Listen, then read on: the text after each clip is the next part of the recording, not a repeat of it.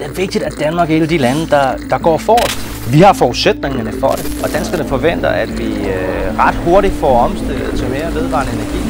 Jeg mener, at olie og gas over tid skal udfases.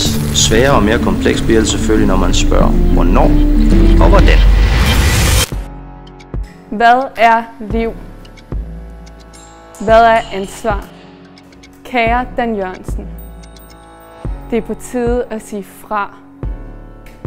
På tide at bryde fri af fossile forestillinger og blinde bortforklaringer på manglende handling.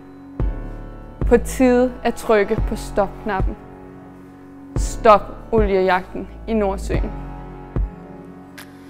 Vi pakkes ind i fortællinger. I fortællinger om os selv. I fortællinger om hinanden. Fortællinger, der frasiger os vores ansvar. Hvad er et velfærdssamfund, når vi stjæler velfærden fra andre? Hvad er der under samfundets fossile fortællinger? Den nøgne sandhed, at olie dræber. Vi siger, at vi vil være fossilfri i 45.